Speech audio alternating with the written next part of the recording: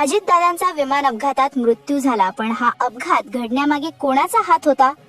अखेर आरोपीला अटक करण्यात आली.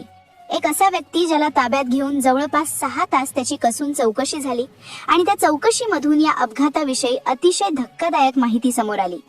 बुधवारी 28 तारखेला सकाळी 8:45 बारामतीमध्ये विमानाचे लँडिंग होत असताना हा भीषण अपघात घडला. सुरुवातीला सांगितले गेले की धुक्यामुळे रनवे दिसत नव्हता आणि वैमानिकाच्या चुकीमुळे हे सर्व झाले असावे. पण त्यानंतर जेव्हा DGCAने ब्लॅक बॉक्स ताब्यात घेतला तेव्हा जी प्राथमिक माहिती समोर आली त्यातून 5 महत्त्वाच्या गोष्टी उघड झाल्या. या गोष्टी इतक्या गोंधळात टाकणाऱ्या होत्या की तांत्रिक बाबींना मोठे महत्त्व दिले गेले. सगळ्या महाराष्ट्राला शंका होती की या प्रकरणाचा सूत्रधार नक्की कोण आहे. अखेर एका संशयास्पद व्यक्तीला आता अटक करण्यात आली असून त्याची कसून चौकशी झालेली आहे. या चौकशीत अपघात की घातपात याविषयी अशी काही माहिती समोर आली आहे ज्याने संपूर्ण महाराष्ट्र हादरला आहे.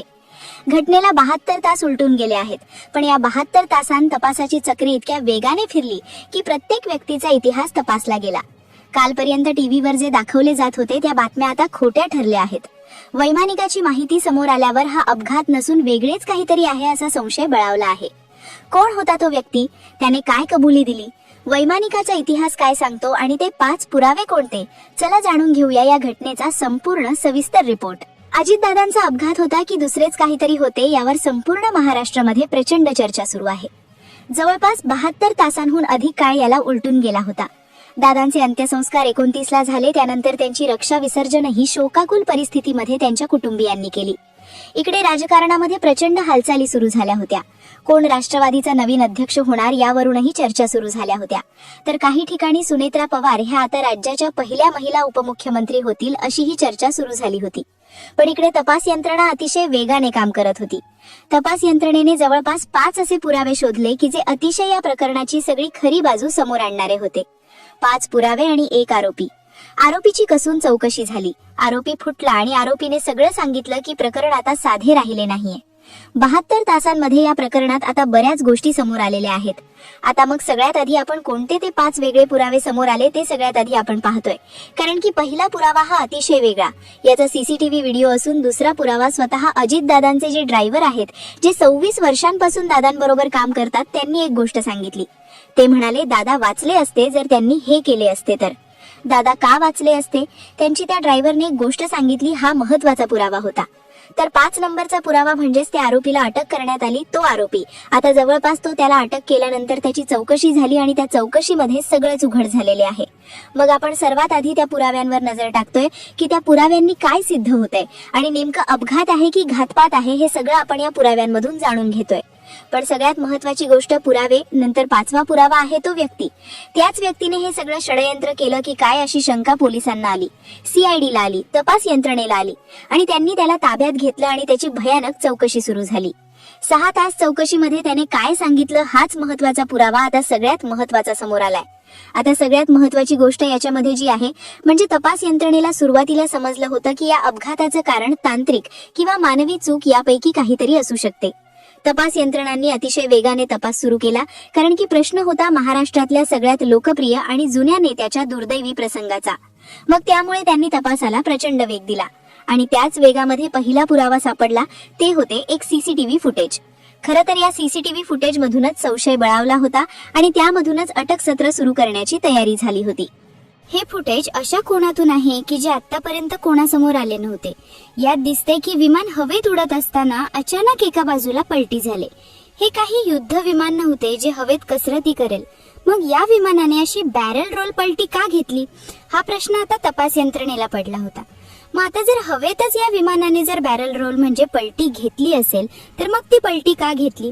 म्हणजे याचाच अर्थ त्या इंजिनमध्ये काही बिघाड होता का असा प्रश्न निर्माण झाला. आणि या पहिल्या पुराव्यामुळेच मग इंजिनच्या बिघाडामध्ये कोण कोण सामील असू शकतात, कोणाची चूक असू शकते आणि याच दृष्टीने ते अटक सत्र सुरू करण्याचा निर्णय घेतला. मग त्या व्यक्तीला अटक केली आणि चौकशी झाली. पण इकडे दुसरा पुरावा जो सापडला तो थेट ब्लॅक बॉक्स मधून आला होता.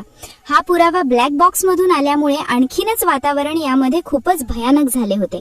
शेवटच्या क्षणाला काय वाक्य त्याच्यात वापरले गेले होते ते समोर आले आणि त्याने या आरोपीच्या अटकेची प्रक्रिया अतिशय वेगाने सुरू झाली. विमानाचा ब्लॅक बॉक्स सापडल्यानंतर एक भयानक माहिती समोर आली. सकाळी 8:40 वैमानिकाचा कंट्रोल रूमशी संपर्क होता. नियमानुसार संकटकाळी मे डे असा सिग्नल दिला जातो, पण या विमानातून तसा कोणताही सिग्नल आला नाही. वैमानिकाचे शेवटचे शब्द होते, ओ शिट. याचा अर्थ अचानक काहीतरी असे घडले ज्याची कल्पना वैमानिकालाही नव्हती. हा दुसरा पुरावा सांगतो की हा तांत्रिक बिघाड नव्हता, तर काहीतरी आकस्मिक घडलेली घटना होती. आता हा दुसरा पुरावा होता. आता मेडे कॉल का दिला नाही? पायलट बसलेले होते. ते पायलट, त्यांना या सगळ्या गोष्टी माहिती असतात. त्यांनी मेडे कॉल का दिला नाही? का त्यांनी दिलेला मेडे कॉल तिथपर्यंत पोहोचला नाही? हा महत्वाचा मुद्दा आता आरोपीकडे संशयाची सुई नेत होता व आरोपीला पकडण्यासाठी आता तपास यंत्रणा जोरात कामाला लागली होती. आता कोण होता तो आरोपी याची शंका आता आली होती आणि तपास यंत्रणा आता त्याला पकडायला निघाली होती. त्याचे नाव समोर येणार होते आणि त्याला प्रचंड अशा चौकशीला सामोरे जावे लागणार होते. पण तिसरा पुरावा, ज्याने सगळ्यात महत्वाची गोष्ट तपास यंत्रणेसमोर ठेवली, ती म्हणजे तिथे उपलब्ध असणारी जी लोक होती, जी खालून विमानाकडे बघत होती, त्यांनी एक विचित्र त्या ठिकाणी सांगितले होते आणि त्यानेच खरं तर या अटकेला सुरुवात झाली. तो पुरावा म्हणजे, तिसरा पुरावा म्हणजे प्रत्यक्ष घटना पाहणाऱ्या लोकांचे जबाब. लोकांनी सांगितले की विमान जमिनीला स्पर्श करण्यापूर्वीच त्याचे 5 भीषण स्फोट झाले. विमानाचे सुटे भाग कित्येक किलोमीटर लांबवर विखुरले गेले होते. जर हा साधा अपघात असता तर स्फोट जमिनीवर आदळल्यानंतर व्हायला हवा होता, पण हवेतच झालेले स्फोट एका मोठ्या कटाकडे इशारा करत होते. इथे इशारा एखाद्या कटाकडे केला गेला होता. मग तो कट कशा पद्धतीने आणि कुणी केला असेल? तर या संदर्भातील विमानाचा इतिहास तपासला गेला आणि त्या विमानाच्या इतिहासामध्ये तो आरोपीच सापडला. त्या आरोपीला आता धरण्यात आले होते आणि आरोपीची तपासणी, चौकशी त्या ठिकाणी होणार होती. चौथा जो पुरावा होता त्यामध्ये खरं तर या आरोपीचे नाव समोर आले. तो पुरावा होता त्या विमानाचा इतिहास तपासला गेला, विमानाचे रिपोर्ट चेक करण्यात आले. अजितदादाच्या विमानाने प्रवास करत होते ते विमान VSR कंपनीचे होते. या कंपनीचे मालक कॅप्टन VK सिंग आणि रोहित सिंग हे पिता पुत्र आहेत. या कंपनीचा रेकॉर्ड अतिशय खराब आहे. जेव्हा तपास यंत्रणा दिल्लीतील त्यांच्या कार्यालयात पोहोचली तेव्हा तिथे शटर ओढलेले होते, कर्मचारी पसार झाले होते, पण एक व्यक्ती तिथे पोलिसांच्या जाळ्यात सापडला. त्याची 6 तास कसून चौकशी झाली. विमान 16 वर्षे जुने होते. वैमानिकाला मद्यपानामुळे 2दा बडतर्फ करण्यात आले होते. हे सगळं सत्य आता समोर येत होतं. आता येतो या संपूर्ण प्रकरणाचा शेवटचा आणि सर्वात धक्कादायक वळण. ज्या व्यक्तीला 6 तास ताब्यात घेऊन चौकशी केली गेली, ज्याने सुरुवातीला मला काहीच माहित नाही असे सांगून पोलिसांना फिरवले, अखेर त्याने कबुली दिली. तो व्यक्ती दुसरा तिसरा कोणी नसून VK व्हेंचर्सचा मालक होता, ज्याने आपल्या स्वार्थासाठी आणि पैशांच्या हव्यासापोटी निकृष्ट दर्जाची विमाने प्रवासासाठी उपलब्ध करून दिली. विमानात तांत्रिक दोष असूनही, वैमानिकाचा इतिहास डागाळलेला असूनही त्याने दादांसारख्या मोठ्या नेत्याच्या जीवाची पर्वा केली नाही. तपासात असे समोर आले की हे केवळ निष्काळजी पण नव्हते, तर यामागे एक मोठा व्यावसायिक कट असण्याची शक्यता आहे. या मालकाला आता अटक करण्यात आली असून त्याच्यावर मनुष्यवधाचा गुन्हा दाखल करण्यात आला आहे. अजितदादांसारखा एक लोकनेता अशा प्रकारे एका निष्काळजी कंपनीच्या आणि एका गुन्हेगारी प्रवृत्तीच्या मालकाच्या चुकीमुळे आपल्यातून गेला, हे महाराष्ट्राचे दुर्दैव आहे. तर आतापर्यंत आपण या प्रकरणातील 5 महत्वाचे पुरावे आणि त्या संशयास्पद व्यक्तीबद्दल जी माहिती पाहिली, पण शेवटी एक गोष्ट लक्षात घ्या, ही संपूर्ण माहिती सध्या उपलब्ध असणाऱ्या विविध सूत्रांवर आणि तर्कांवर आधारित एक शक्यता आहे. हा एखादा अधिकृत अंतिम निकाल नाही, त्यामुळे आपण सर्वांनी संयम राखणं गरजेचं आहे. पण एक नागरिक म्हणून तुम्हाला काय वाटतं? विमानाचा हवेतच असा प्रकार घडणं, वैमानिकाने मेडे कॉल न देणं, त्या कंपनीचा जुना रेकॉर्ड, ही निव्वळ योगायोग आहे की यामागे काहीतरी मोठं कारस्थान दडलेलं असू शकतं?